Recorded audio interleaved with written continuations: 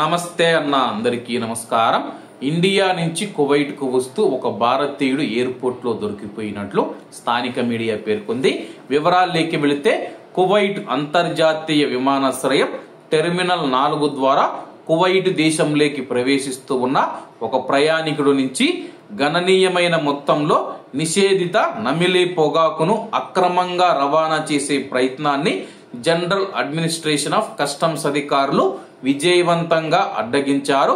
భారతదేశం నుంచి విమానంలో వచ్చిన ఈ నిషేధిత వస్తువు సాధారణ సామాను తనిఖీ ప్రక్రియ సమయంలో అడ్డుకోబడిందని చెప్పేసి అధికారులు తెలిపిన వివరాల ప్రకారం ఎక్స్రే స్కానర్లు ఒక పెద్ద సూట్ కేసు లోపల దాచిన అసాధారణ వస్తువును గుర్తించాయి. ప్రయాణికుడు తన లగేజీని కన్వేయర్ బెల్ట్ నుంచి తిరిగి పొందిన తర్వాత కస్టమ్స్ అధికారులు ఆ యొక్క బ్యాగును మరియు ప్రయాణికుణ్ణి క్షుణ్ణంగా తనిఖీలు చేశారు. బ్యాగును క్షుణ్ణంగా పరిశీలించిన తర్వాత దాదాపు 16 కేజీల పొగాకు బయటపడింది.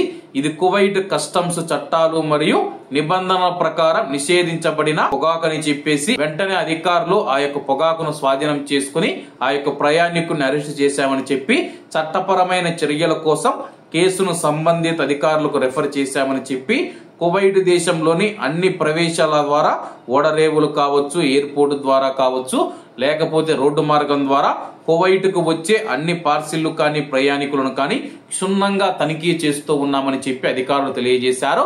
కాబట్టి ఇండియా నుంచి కువైట్ కు వచ్చే మన భారతీయులు ఎవరైతే ఉన్నారో మీకైతే డబ్బు ఆశ చూపి ఇటువంటి పనులు మీ చేతి చేస్తూ ఉన్నారో దయచేసి నమ్మికాని వచ్చారంటే కానీ కువైట్ ఎయిర్పోర్ట్ లో ఇప్పుడు అధునాతన సాంకేతికతతో కూడిన పరికరాలు అయితే ఉన్నాయన్నమాట.